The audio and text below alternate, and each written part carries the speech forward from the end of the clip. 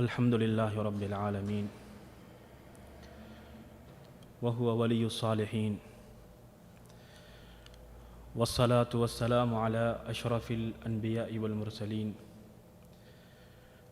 وعلى آله وصحبه ومن تبعهم بإحسان إلى يوم الدين أما بعد.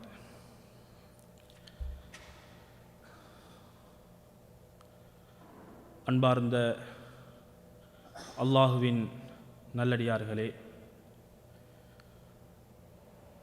சகோதர சகோதரிகளே,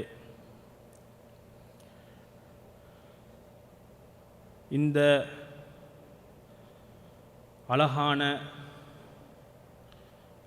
ஒன்றுகூடல், இதிலே ரப்புல் ஆலமீன் தனது மார்க்கத்தை பேச வேண்டும், கேட்க வேண்டும் என்ற அடிப்படையில் எம்மையெல்லாம் ஒன்று சேர்த்திருக்கிறான். இது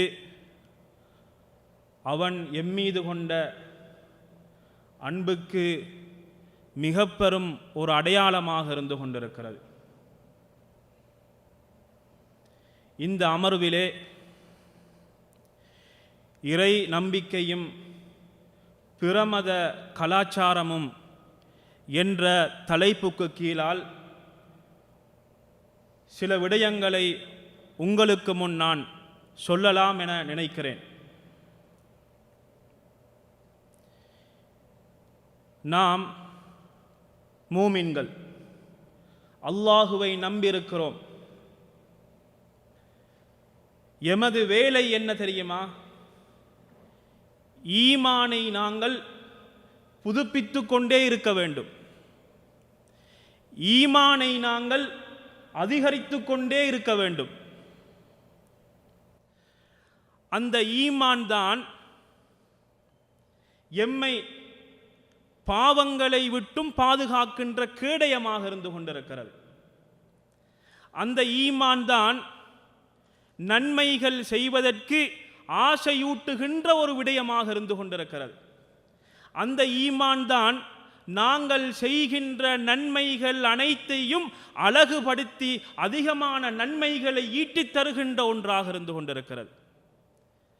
அல்லாஹுவின் நல்லடியார்களே, இதற்காக வேண்டித்தான் சஹாபாக்கள், அல்லாஹுவின் தூதரின் தோழர்கள் அடிக்கடி ஈமானை புதுப்பித்துக் கொண்டே இருப்பார்கள். இமாம் புகாரி ரஹ்மஹுல்லா சஹீஹுல் புகாரியிலே தலைப்பாக இந்த செய்தியை கொண்டு வருகிறார்கள். முஆத் இப்னு ஜபல் ரலியல்லாஹு அன்ஹு அவர்கள் சொல்வார்கள், இஜ்லிஸ் பினா நுமின் சாஅ, எங்களுடன் உட்காருங்கள், ஒரு மணி நேரம் நாங்கள் ஈமான் கொள்வோம் என்று அழைப்பார்கள். இமாம் பைஹகி ஷுஅபுல் ஈமானிலே கொண்டு வருகிறார்.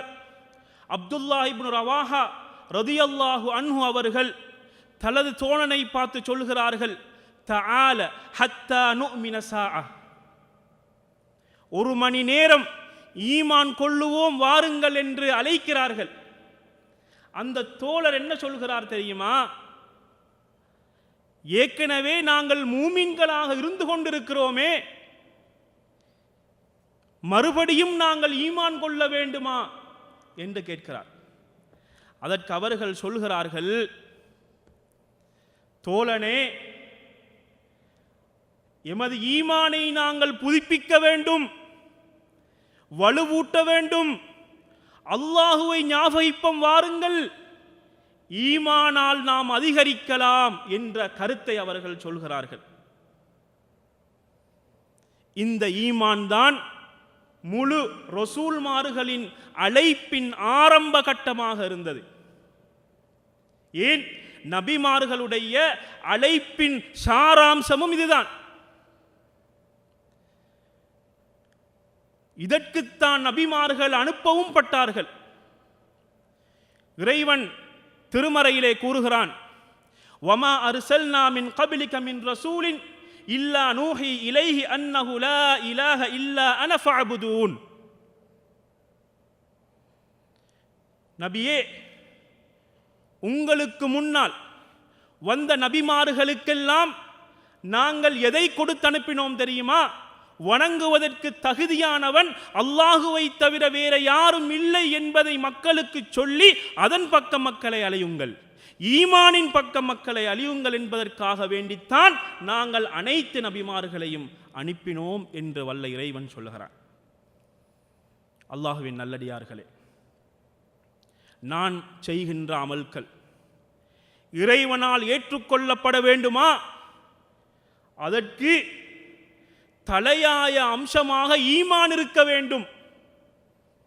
ஒருவர் நோன்பு நோட்கிறார், ஹஜ் செய்கிறார், ஜகாத்து கொடுக்கிறார், தொழுகைகளை தவறாது தொழுது வருகிறார்.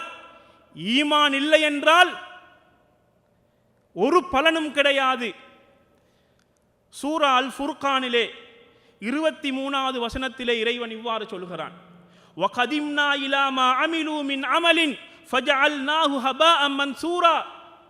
ஈமான் இல்லாமல் செய்த அமல்கள் இருக்கின்றனவே, அவைகள் அனைத்தையும் நாங்கள் பரத்தப்பட்ட தூசியாக நாங்கள் மாற்றிவிட்டோம். ஈமான் இல்லை என்றால் அந்த அமல்களுக்கு எந்த விதமான மதிப்பும் கிடையாது என்பதை ரப்புல் ஆலமீன் சொல்லிக் கொண்டிருக்கிறார். அன்பானவர்களே, எமது ஈமானில் கலப்படமும் வந்துவிடக்கூடாது. என்ன கலப்படம்? இணை வைப்பு கலந்துவிடக்கூடாது. இணை வைப்பு கலந்து விட்டாலும் நாம் செய்த அமல்கள் அனைத்தும் மண்ணோடு மண்ணாகிவிடும். ரப்புல் ஆலமீன் அவனுடைய தூதருக்கு எச்சரிக்கை செய்கிறான். என்ன எச்சரிக்கை தெரியுமா? வலகத் ஊஹிய இலைக்க, உங்களுக்கு நாங்கள் வஹி அனுப்பினோம். வ இலல்லதீன மின் கப்லிக், உங்களுக்கு முன்னால் வந்த நபிமார்கள் ரசூல்மார்களுக்கும் நாங்கள் வஹி அறிவித்தோம். ல இன் அஷ்ரக்த, நபியே நீங்கள் இணை வைத்தால் மற்றவர்களை விடுங்கள், என்னுடைய தூதராக வந்திருக்கின்ற நீங்கள் இணை வைத்தால் ல யஹ்பதன்ன அமலுக், உங்களுடைய அமல்கள் அனைத்தும் நிராகரிக்கப்பட்டுவிடும். வலதகூனன்ன மினல் ஹாசிரீன், நீங்கள் நஷ்டவாளிகளில் ஆகிவிடுவீர்கள் என்று நபிகளார் ஸல்லல்லாஹு அலைஹி வஸல்லம் அவர்களை எச்சரிக்கிறான். அன்பார்ந்தவர்களே, ரப்புல் ஆலமீன் ஈமானை ஜிப்ரீல் அலைஹிஸ்ஸலாம் அவர்களை அனுப்பி ஈமான் என்றால் என்ன, என்னென்ன அம்சங்கள் இருக்க வேண்டும் என்பதை அழகாக கற்றுக் கொடுக்கிறான். முஸ்லிம்லே பதிவாகியிருக்கின்ற இந்த செய்தி உமர் இப்னுல் கத்தாப் ரலியல்லாஹு அன்ஹு அவர்கள் அறிவிக்கிறார்கள், பைனமா நஹ்னு இந்த ரசூலில்லாஹி ஸல்லல்லாஹு அலைஹி வஸல்லம், நாங்கள் அல்லாஹுவின் தூதரோடு உட்கார்ந்து கொண்டிருந்தோம். அந்த நேரத்திலே ஒரு நாள் ஒரு மனிதர் வருகிறார். ஆடைகள் மிக வெண்மையாக இருந்தன, அவருடைய முடிகள் மிக கருப்பாக இருந்தது. அவரை பார்த்தால் ஒரு பிரயாணி என்று சொல்லக்கூட முடியாத அளவுக்கு இருந்தது. ஆனால் அவரை யாருக்கும் தெரியாது. அப்படியே வருகிறார், சஃபைக்குள் நுழைகிறார். நபிகளார் ஸல்லல்லாஹு அலைஹி வஸல்லம் அவர்களை அண்மிக்கிறார். தனது முழங்கால்களை அன்னலாரின் முழங்கால்களுடன் சேர்த்துக் கொள்கிறார். 2 கைகளையும் தொடையில் வைக்கிறார். வைத்து நபிகளார் ஸல்லல்லாஹு அலைஹி வஸல்லம் அவர்களை யா முஹம்மத் மல் ஈமான் கேட்கிறார். முஹம்மதே, ஈமான் என்றால் என்ன என்று கேட்கிறார். கேட்டுட்டு அவரே பதில் சொல்றார். ஈமான் என்றால் அன் துமின பில்லாஹ், அல்லாஹுவை ஈமான் கொள்ள வேண்டும். வ மலாயிகத்திஹி, அவனுடைய வானவர்களை நம்ப வேண்டும். வ குதுபிஹி, அவனுடைய வேதங்களை நம்ப வேண்டும். வ ருசுலிஹி, அவனுடைய ரசூல்மார்களை நம்ப வேண்டும். வல் யௌமில் ஆஹிர், மறுமை நாளை நம்ப வேண்டும். அதே போன்று கலாகதிரை நம்ப வேண்டும், விதியை நம்ப வேண்டும், அதனுடைய நலவு அதனுடைய கெடுதி இவைகள் அனைத்தையும் நம்ப வேண்டும் என்று இந்த 6 அம்சங்களையும் படித்து கொடுக்கிறார். இதுவரைக்கும் யாருக்கும் தெரியாது இவர் யார் என்று. படித்து கொடுத்து விட்டு சென்று விடுகிறார். உமர் இப்னுல் கத்தாப் ரலியல்லாஹு அன்ஹு அவர்கள் சொல்கிறார்கள், ஃபலபிஸ்னா மலியன், கொஞ்ச நேரம் நாங்கள் தாமதித்தோம். பின்பு அல்லாஹுவின் தூதர் ஸல்லல்லாஹு அலைஹி வஸல்லம் அவர்கள் என்னை அழைத்து, இது யார் தெரியுமா, ஈமானை கற்று தந்தவர் யார் தெரியுமா என்று கேட்கிறார்கள். அல்லாஹுவின் தூதரை எங்களுக்கு தெரியாது என்ற பதில் சொல்கிறார்கள். இது ஜிப்ரீல் வந்து உங்களுக்கு உங்களுடைய மார்க்கத்தை கற்றுவிட்டு தந்துவிட்டு சென்று விட்டார் என்ற செய்தியை அல்லாஹுவின் தூதர் ஸல்லல்லாஹு அலைஹி வஸல்லம் அவர்கள் சொல்கிறார்கள். அன்பானவர்களே, இந்த 6 விடயங்களையும் சரிவர நாங்கள் நம்பி, சரிவர நாங்கள் ஏற்று, அல்லாஹும் அவனுடைய தூதரும் எவ்வாறு எமக்கு நம்ப வேண்டும் என்று சொன்னார்களோ அந்த அடிப்படையில் நாம் நம்பி வாழ்ந்தோம் என்றால் நாங்கள் தான் உண்மையான மூமின்கள். எங்களுடைய ஈமான் உறுதியான ஈமான், அந்த ஈமானில் எந்த ஆட்டமும் காணாது. அல்லாஹ்வின் தூதர் ஸல்லல்லாஹு அலைஹி வஸல்லம் அவர்கள் இந்த ஈமானை பல தடவைகளில் பல நிலைகளில் கற்றுக் கொடுத்திருக்கிறார்கள். ஜுந்துப் இப்னு அப்துல்லாஹ் ரலியல்லாஹு அன்ஹு அவர்கள் சொல்கிறார்கள், நாங்கள் அல்லாஹ்வின் தூதரோடு இருக்கிற நேரத்தில் வனஹ்னு ஃபித்யானுன் ஹஸாவிரா, துடிதுடிப்பான இளைஞர்களாக நாங்கள் இருந்தோம். இஸ்லாத்தின் ஆரம்ப கட்டம், துடிதுடிப்பான இளைஞர்கள். ஃபதஅல்லம்னல் ஈமான கப்ல அன் நதஅல்லமல் குர்ஆன், நாங்கள் குர்ஆனை படிப்பதற்கு முன் ஈமானை படித்தோம், பின்பு நாங்கள் குர்ஆனை படித்தோம். ஃபஸ்தத்னா ஈமானா, நாங்கள் ஈமானால் அதிகரித்துக் கொண்டோம் என்ற செய்தியை சொல்கிறார்கள். ஈமான் என்பது, கொள்கை என்பது முதலாக கொடுக்கப்பட வேண்டிய முக்கியமான அம்சம் கொள்கைதான். கொள்கையில் ஒருவர் உறுதியாகிவிட்டார் என்று சொன்னால் அவரை அசைக்க முடியாது, ஆட்டம் காட்ட முடியாது. எந்த சந்தர்ப்பத்திலும் அவர் ஒரு மூமினாக உறுதியாக அவர் நிற்பார். எந்த சோதனையின் நேரத்திலும் அவருடைய ஈமானில் ஆட்டமே காட்ட முடியாது. அதுதான் ஈமான். இதுதான் ஈமானுடைய சக்தி. அதனால் தான் அபூபக்கர் ரலியல்லாஹு அன்ஹு அவர்கள் முதலாவது தாயியாக இந்த உலகத்தில் குதித்த நேரத்திலே உயிர் மாத்திரம் மிஞ்சுகின்ற அளவுக்கு அடிக்கப்பட்டார்கள். ஈமானில் ஏதாவது ஆட்டம் காட்டியதா? ஏன் பிலால் ரலியல்லாஹு அன்ஹு அவர்கள் இஸ்லாத்தை ஏற்றுக்கொண்டதற்காக வேண்டி அந்த சுடுமணலிலே போடப்பட்டு பாறாங்கல்லை தூக்கி அவருடைய நெஞ்சிலே வைத்து சித்திரவதை செய்யப்பட்டார்களே, ஈமானில் ஒரு சிறியதொரு ஆட்டம் ஏதாவது காண முடிந்ததா? முடியாது. ஏன்? ஈமானில் அவ்வளவு உறுதியாக அவர்கள் இருந்தார்கள். ஹப்பாப் ரலியல்லாஹு அன்ஹு, இந்த ஹப்பாப் ரலியல்லாஹு அன்ஹு அவர்கள் ஈமான் கொண்டார்கள் என்பதற்காக வேண்டி நெருப்பு கம்பங்களில் போட்டு சித்திரவதை படுத்தப்பட்டார்களே, நெருப்பு கம்பங்கள் தான் அணைந்ததே ஒழிய ஈமானில் எந்த விதமான பாதிப்பும் ஏற்படுத்தப்படவில்லையே. இதுதான் ஈமானுடைய சக்தி.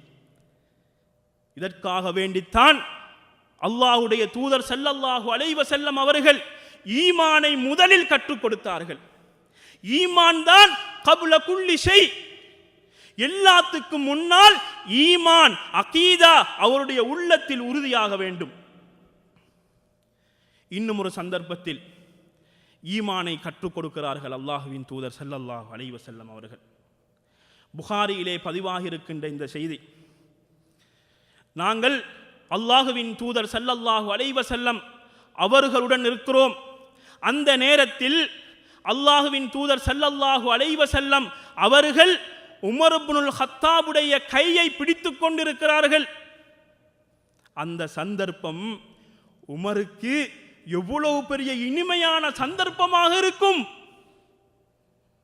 உயிருக்கும் மேலான நபி தனது கையை பிடித்துக் கொண்டிருக்கிறார்கள் என்று சொன்னால் அந்த நிமிடம் எவ்வளவு பெரிய இனிமையான நேரமாக அவருக்கு இருந்திருக்கும். அந்த காட்சியை தாங்க முடியாமல் உமர் என்ன சொல்கிறார் தெரியுமா? ரதியல்லாஹு அன்ஹு, அல்லாஹுவின் தூதரே, லஅன்த அஹப்பு இலைய மின் குல்லி ஷைஇன் இல்லா மின் நஃப்ஸி. அல்லாஹுவின் தூதரே, நீங்கள் இந்த உலகத்தில் இருக்கின்ற எல்லாத்தை விடவும் மிக மிக அன்புக்குரியவர் நீங்கள்தான், ஆனால் என்னை தவிர என்று சொல்லிவிடுகிறார். அல்லாஹுவின் தூதர் என்ன சொல்கிறார்கள் தெரியுமா? ஈமானை படித்துக் கொடுக்கிறார்கள். அல்லாஹுவும் அவனுடைய தூதரும் எல்லாரையும் விட அன்புக்குரியவர்களாக மாற வேண்டும் என்ற ஈமானின் அடிப்படையை படித்துக் கொடுக்கிறார்கள். அல்லாஹுவின் தூதர் ஸல்லல்லாஹு அலைஹி வஸல்லம் அவர்கள் என்ன சொல்கிறார்கள் தெரியுமா? லா உமரே, இல்ல, இன்னும் உங்களுடைய ஈமான் வலுப்பெறவில்லை, இன்னும் வலுப்பெறவில்லை. நீங்கள் எப்படி என்னை விரும்ப வேண்டும் தெரியுமா? இந்த உலகத்தில் இருக்கின்ற எல்லா வஸ்து, அது போக உங்களை விடவும் என்னை நீங்கள் உகப்பு வைக்க வேண்டும், அது வரைக்கும் உங்களுடைய ஈமான் பூரணமாகாது என்று அவர்கள் சொல்கிறார்கள். இப்பொழுது உமர் ரலியல்லாஹு அவர்கள் அல்லாஹுவின் தூதருடைய கையை பத்திரமாக பிடித்து கொண்டு சொல்கிறார்கள், அல் ஆன, இந்த நிமிடம், இந்த நேரத்தில், லஅன்த அஹப்பு இலைய மின் நஃப்ஸி யா ரசூலல்லாஹ், அல்லாஹுவின் தூதரே, எனது ஆத்மாவை விட, என்னை விட நீங்கள் தான் அன்புக்குரியவர் என்று சொல்கிறார்கள். அல்லாஹுவின் தூதர் ஆனந்தத்தால் என்ன சொல்கிறார் தெரியுமா? ஆல் ஆனயா உமர், உமரே, இப்பொழுதுதான் உங்களுடைய ஈமான் பரிபூரணமாகிவிட்டது என்று அவருக்கு சந்தோஷ செய்தியை சொல்கிறார்கள். என்றால் எங்களை நாங்கள் ஒரு கணம் சிந்தித்து பார்க்க வேண்டும். சிந்தனைக்கு ஒரு விருந்தாக நாங்கள் தந்திருக்கிறோம். சிந்தித்து பாருங்கள், அல்லாஹும் அவனுடைய தூதரும் எங்களுடைய வாழ்க்கையில் எந்த இடத்தில் இருக்கிறார்கள்? எவ்வளவுக்கு நாங்கள் அவர்களை நேசிக்கிறோம்? நான் அல்லாஹுடைய தூதரை நேசிக்கிறேன் என்பதற்காக வேண்டி தாடி வைத்தவர்கள் எத்தனை பேர் இருக்கிறார்கள்? நேசம் நேசம் என்று சொல்லிக் கொண்டிருந்தால் போதாது, நேசம் வெளிப்பட வேண்டும். ஆடையில், அலங்காரத்தில், பாவனையில், வாழ்க்கையில் நபிகளார் ஸல்லல்லாஹு அலைஹி வஸல்லம் அவர்கள் பிரதிபலிக்க வேண்டும். இதுதான் உண்மையான அன்பு. இந்த அன்பைத்தான் ரசூல் ஸல்லல்லாஹு அலைஹி வஸல்லம் அவர்களும் எதிர்பார்க்கிறார்கள். அல்லாஹுவின் தூதர் ஸல்லல்லாஹு அலைஹி வஸல்லம் அவர்கள் சிறுவர்களுக்கு கூட ஈமானை அழகாக கற்றுக் கொடுத்தார்கள். எவ்வாறு கற்றுக் கொடுத்தார்கள் தெரியுமா? ஒரு முறை இப்னு அப்பாஸ் ரலியல்லாஹு அன்ஹு அவர்கள் அறிவிக்கிறார்கள், நான் ஒரு பிரயாணத்தின் பொழுது அல்லாஹுவின் தூதருக்கு பின்னால் அமர்ந்திருந்தேன். அந்த நேரத்தில் யா குலாம், சிறுவனே என்று அழைத்து, உஅல்லிமுக கலிமாத்தின், சில வார்த்தைகளை நான் உங்களுக்கு கற்றுத்தரப்போகிறேன். சாதாரண வார்த்தைகள் கிடையாது. அந்த வார்த்தைகள் தான் ஈமானின் மூலங்கள், ஈமானின் அடிப்படைகள். இப்படிப்பட்ட சில வார்த்தைகளை நான் படித்துத் தரப்போகிறேன் என்று சொல்லிவிட்டு ஆரம்பிக்கிறார்கள். இஹ்ஃபதில்லாஹ யஹ்ஃபதுக், அல்லாஹுவை நீங்கள் பாதுகாத்து கொள்ளுங்கள், அல்லாஹ் உங்களை பாதுகாப்பான். இஹ்ஃபதில்லாஹ தஜிதுஹு துஜாஹக், அல்லாஹுவை நீங்கள் பாதுகாத்துக் கொள்ளுங்கள், அல்லாஹுவை உங்களுக்கு முன்னால் நீங்கள் கண்டுகொள்வீர்கள். அல்லாஹ்வுடைய கட்டளை எடுத்து நடங்கள், அல்லாஹ் விளக்கியதை விலகி நடங்கள். அந்த நேரத்தில் அல்லாஹ் உங்களை பாதுகாப்பான். உங்களுக்கு ஒரு கஷ்டம் என்று வருகிற நேரத்திலே அல்லாஹ்வுடைய உதவி உங்களுக்கு முன்னால் இருக்கும்.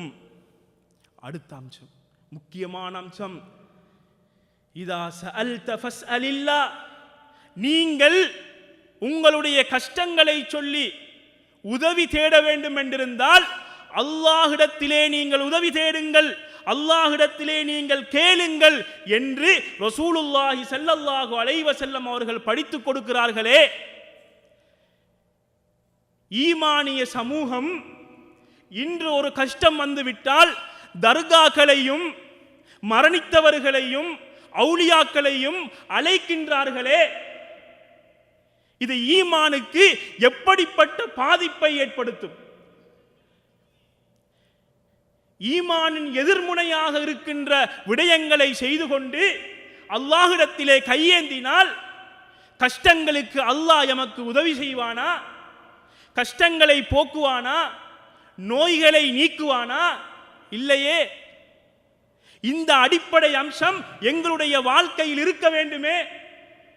இதையும் சொல்லிட்டு சொல்லுகிறார்கள், லவ் அன்னல் உம்மத இஜ்தமஅத் அலா அன் யன்ஃபஊக பிஷைஇன் லம் யன்ஃபஊக இல்லா கத் கதபஹு அல்லாஹு லக். இப்னு அப்பாஸ் ரலியல்லாஹு அன்ஹு. இந்த முழு சமூகமும் ஒன்று சேர்ந்து உங்களுக்கு உதவி செய்ய வேண்டும் என்று முயற்சி செய்கிறார்கள். அவர்களுக்கு அல்லாஹ் எதை உங்களுக்கு உதவியாக எழுதி வைத்திருக்கிறானோ அதை தவிர ஒரு அணுவளவாவது அவர்களுக்கு கூடுதலாக உதவி செய்யவே முடியாது.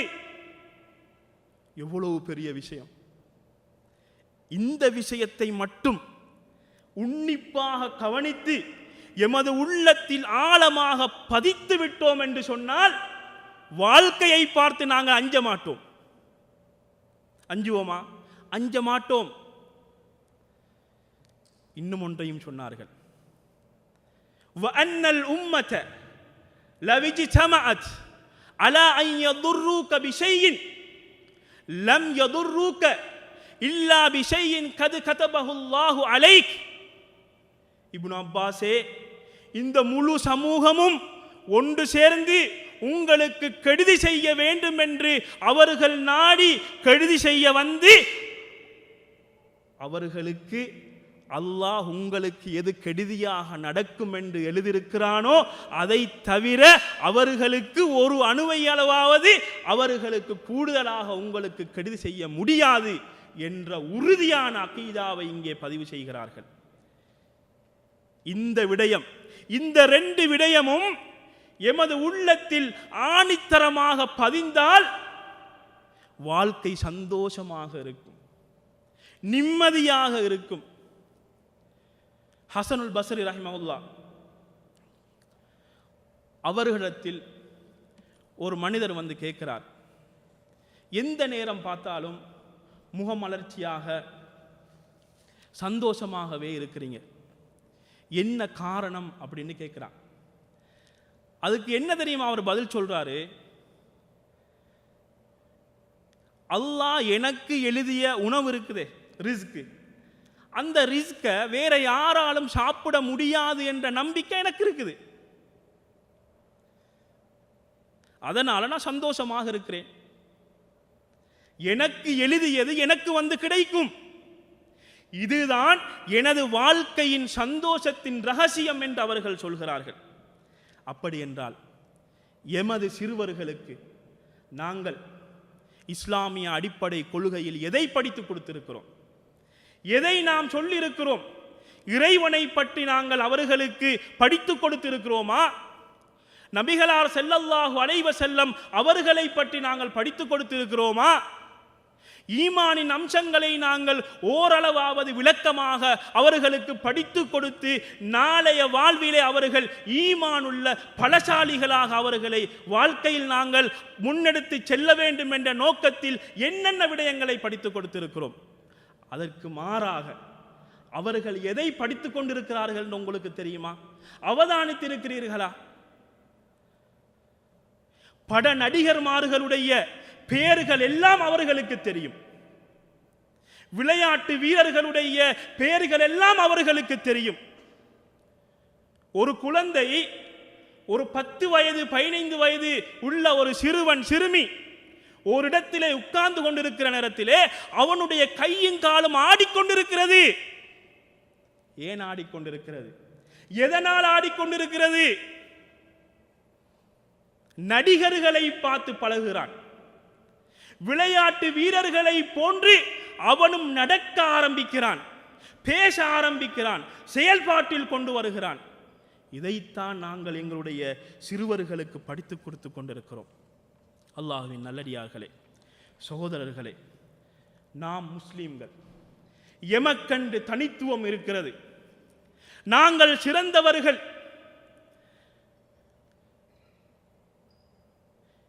இந்த உலகமே இயங்கிக் கொண்டிருப்பது ஒரு மூமினுக்காக வேண்டித்தான். இந்த உலகத்தில் இருக்கின்ற அனைத்து விடயங்களும் மூமின்களுக்காக வேண்டித்தான். ஏன், எனக்கும் உங்களுக்காகவும் தான் இந்த உலகமே சுத்தி கொண்டிருக்கிறது. அல்லாஹ் திருமறையிலே இவ்வாறு பதிவு செய்கிறான், அன்துமுல் அலௌன இன் குன்தும் முஃமினீன், நீங்கள் மூமின்களாக இருந்தால் நீங்கள் தான் சிறந்தவர்கள், நீங்கள் தான் உயர்ந்தவர்கள். உங்களை காண சிறந்தவர்கள் யாரும் இருக்கவே முடியாது. இவ்வாறு இறைவன் பதிவு செய்ய எமது சமூகத்தில் சிலர் தன்னை ஒரு முஸ்லிம் என்று அறிமுகப்படுத்துவதற்கு வெட்கப்படுகிறார். சுப்ஹானல்லாஹ். சில இடங்களில் தான் முஸ்லிம் என்று விளங்கிவிடக் கூடாது, ஒதுங்கி செல்கிறார்கள்.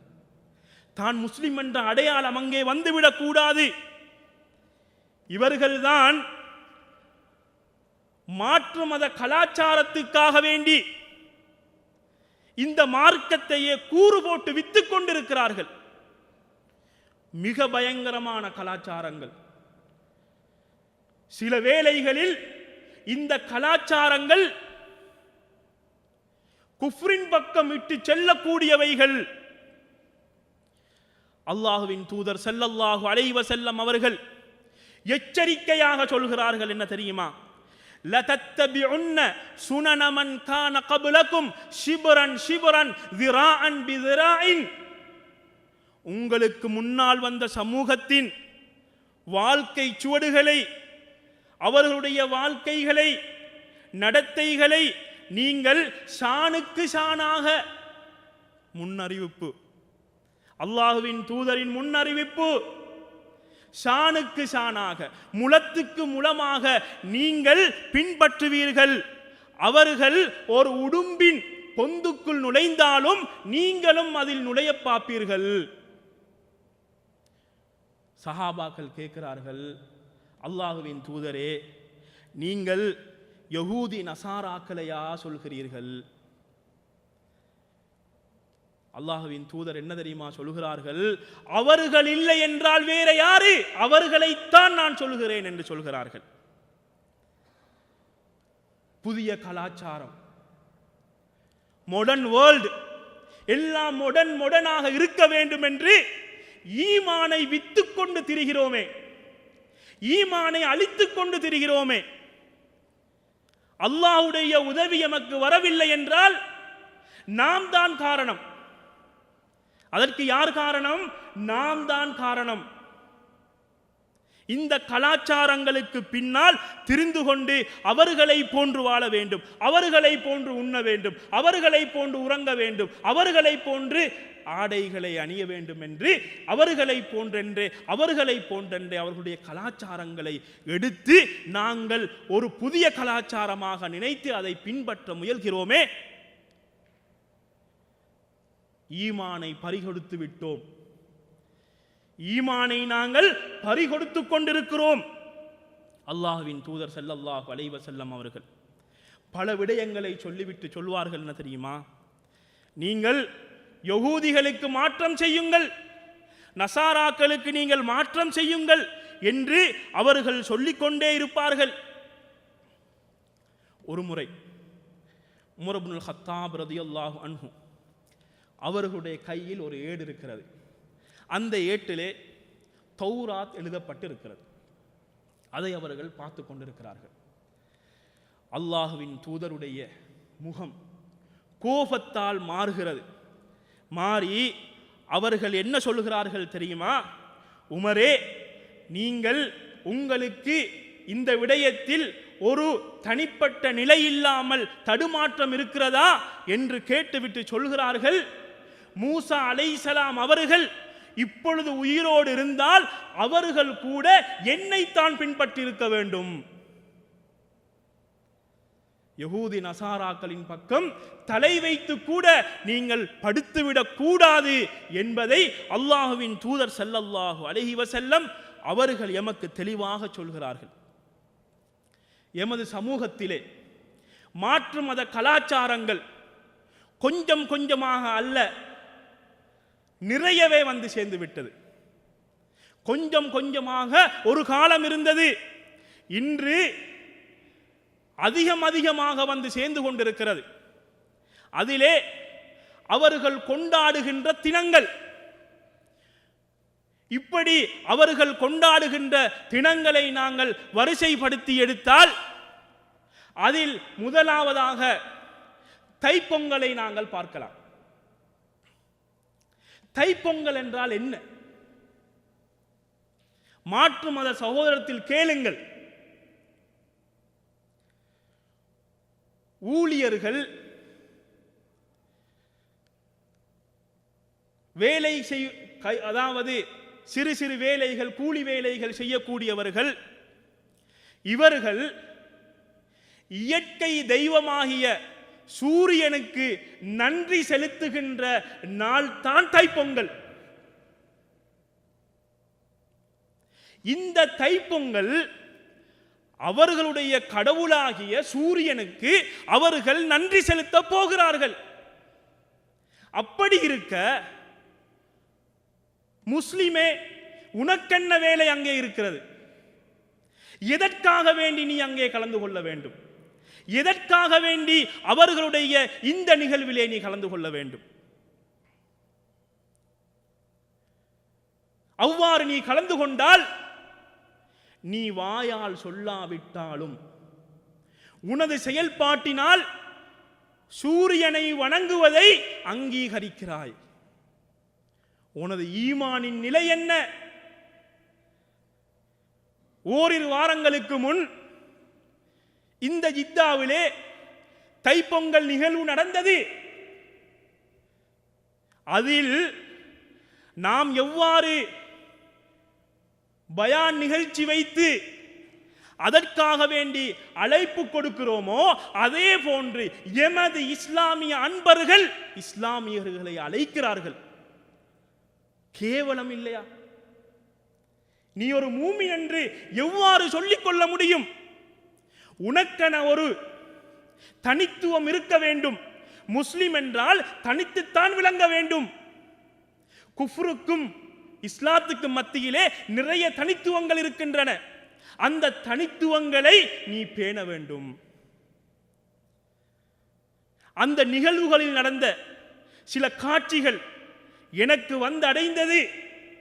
அவைகளை நான் பார்த்தேன். உள்ளமே கூசுகின்ற அளவுக்கு இருக்கின்றது. தாவா களத்தில் இருக்கின்ற சிலரையும் அங்கே காண கிடைத்தது. அல்லாஹு அக்பர். என்ன செய்கிறார்கள்? அந்நியர்களை போன்று ஆடைகள் அணிந்து கொண்டு தைப்பொங்கலுக்காக வைத்த முட்டியிலே பாலை ஊத்துகிறார்கள். எல்லா விடயங்களையும் அவர்களே போன்று செய்கிறார்கள். அன்பானவர்களே, ஈமானை பறிகொடுத்து விடாதீர்கள்.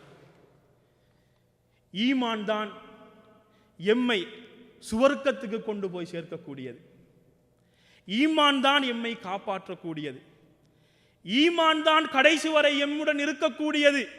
ஈமானை நீங்கள் பறிகொடுத்து விட வேண்டாம். அடுத்த விடயத்துக்கு வாருங்கள். தீபாவளி.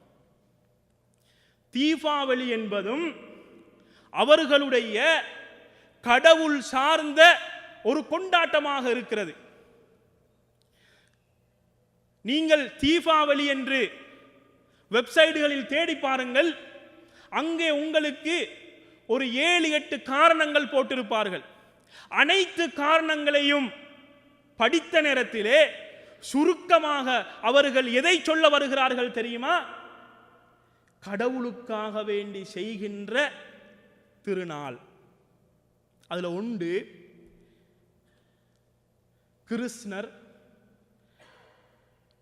நரகாசுரன் என்ற அரசனை கொல்கிறார். கிருஷ்ணர் யார்? கடவுள். நரகாசுரன் சாவுகின்ற நேரத்திலே அவன் ஒரு வேண்டுகோளை வைக்கிறான். நான் சாவுகின்ற தினத்தில் மக்கள் எல்லாம் கொண்டாட வேண்டும். அதற்காக வேண்டி உருவாக்கப்பட்ட கொண்டாட்டம் தான் தீபாவளி. முஸ்லிம்களே, ஈமான் கொண்டவர்களே, அல்லாஹுவை நம்பியவர்களே, மறுமையை நம்பியவர்களே, இந்த திருநாளுக்கும் இந்த கொண்டாட்டங்களுக்கும் எங்களுக்கும் எந்த விதமான தொடர்பும் கிடையாது என்பதை நாங்கள் உள்ளங்களிலே ஆணித்தரமாக பதித்துக் கொள்ள வேண்டும். அப்படியே வந்தால் புது வருடம், கடைசியாக சென்ற புது வருடம், அந்த புது வருடத்திற்காக வேண்டி எமது இஸ்லாமியர்களும் தயாராகிறார்கள். என்னன்னு கேட்டா புது வருடம் கொண்டாட வேண்டும். யாருடைய புது வருடம் இது? கிறிஸ்தவர்களுடைய என்று நாங்கள் சொல்கிறோம். ஆனால் அவர்களுக்கும் இது சொந்தமில்லை. யாரோ ஒருவன் உருவாக்கிவிட்டு போனதை எமது வருடமாக, எமது புது வருடமாக, நாம் கொண்டாடும் தினமாக நாங்கள் எடுத்து நடக்கிறோம் என்று சொன்னால் அல்லாஹ் கொண்டு வந்த மார்க்கத்துக்கு நாங்கள் துரோகம் செய்கிறோம். அன்னதாருக்கு நாங்கள் துரோகம் செய்து கொண்டிருக்கிறோம். கிறிஸ்மஸை கூட எமது சகோதரர்கள் அந்த நாளில் கூட கிறிஸ்தவர்களுடன் சேர்ந்து கொண்டாடுகின்ற வைபவங்கள் எவ்வளவோ இருக்கின்றன, எவ்வளவோ நாங்கள் கேட்டிருக்கிறோம். உண்மையிலே ஈசா அலைஹிஸ்ஸலாம் அவர்கள் கொண்டாடுகின்ற அந்த நாளில் பிறக்கவில்லை. குர்ஆனும் அதைத்தான் சொல்கிறது. இதை அவர்கள் பிரிட்டானிக்கா என்சைக்ளோபீடியாவில் 16வது பக்கம் 364வது பக்கத்திலே 16வது பாகம், இதிலே அவர்கள் பதிவு செய்கிறார்கள். எவ்வாறு பதிவு செய்கிறார்கள் தெரியுமா? இயேசு கிறிஸ்து அவர்கள் இந்த நாளில் பிறக்கவில்லை. அதற்கு மாற்றமாக ஐரோப்பா நாடுகளிலே சிலை வணங்கிகள் இருந்தார்கள். அவர்கள் கொண்டாடிய அந்த நாளைத்தான் இதிலே கொண்டு வந்து சேர்த்திருக்கிறார்கள். அப்படி என்றால் அவர்களுடைய பார்வையில் நாம் சொல்வதென்றால் நம்மளுடைய பாசை பித்அத், எல்லாமே பிழை, இது எல்லாமே பிழை.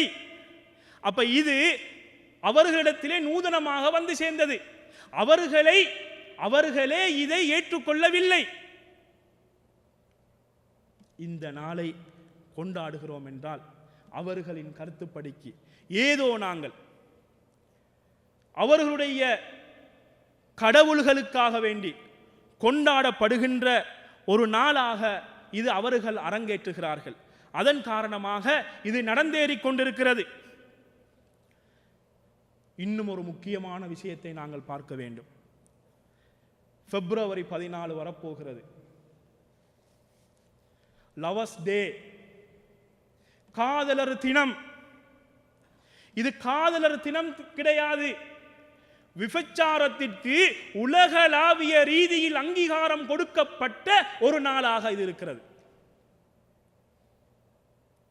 கிறிஸ்தவர்கள் ஆரம்பித்தார்கள். இதன் பல பின்னணிகள் இருக்கின்றன.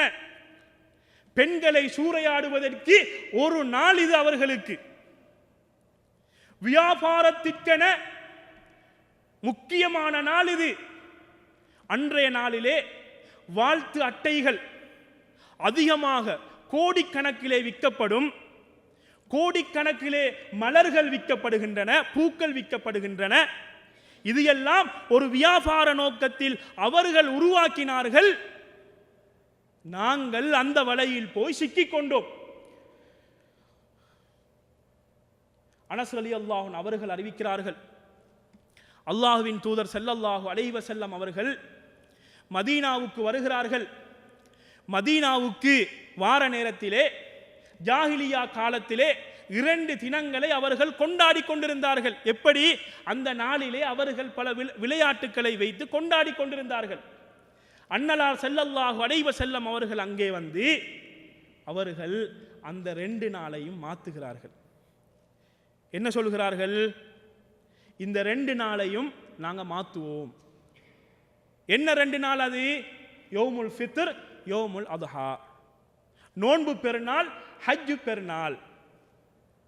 மாற்றி விட்டவர்கள் ஜாஹிலியா காலத்தில் இருந்த அந்த 2 நாளையும் கொண்டாடினார்களா? கிடையாது. விட்டது விடுபட்டே வைத்து விட்டது. ஆனால் நாங்கள் என்ன செய்கிறோம்?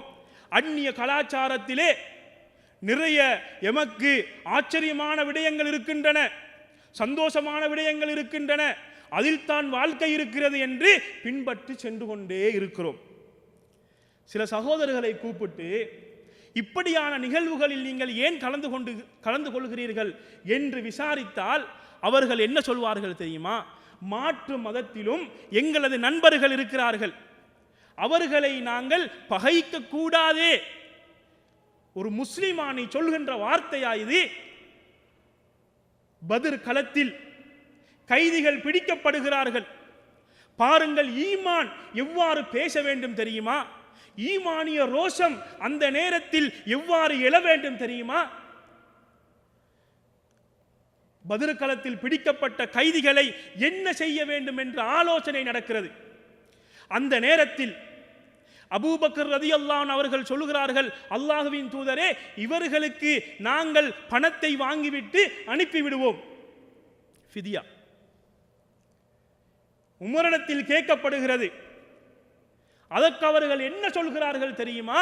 அல்லாஹ்வின் தூதரே, நான் அபூபக்கர் சொன்ன இந்த வார்த்தையை நான் அங்கீகரிக்க மாட்டேன். என்ன தெரியுமா செய்ய வேண்டும்? இதோ அபூபக்கரின் சொந்தக்காரர் இங்கே இருக்கிறார், உமரின் என்னுடைய சொந்தக்காரர் இருக்கிறார், அலியின் சொந்தக்காரர் இருக்கிறார். அனைவரையும் அவர்களுடைய கையிலே கொடுத்து வாளையும் கொடுத்து வெட்ட சொல்லுங்கள் அல்லாஹ்வின் தூதரே. ஈமான் பேச வேண்டும்.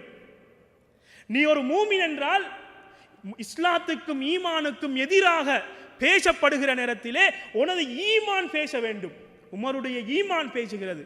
ஆனால் அல்லாஹுவின் தூதர் ஸல்லல்லாஹு அலைஹி வஸல்லம் அவர்கள் அபூபக்கர் ரலியல்லாஹு அன்ஹு அவர்களுடைய முடிவையே எடுக்கிறார்கள். அடுத்த நாள் உமர் வருகிறார். 2 பேரும் அழுது கொண்டிருக்கிறார்கள். என்ன விடயம் என்று கேட்ட நேரத்திலே உமர் சொன்ன வார்த்தையை இறைவன் குர்ஆனிலே இறக்கி நபிகளாரை கண்டித்து விடுகிறான்.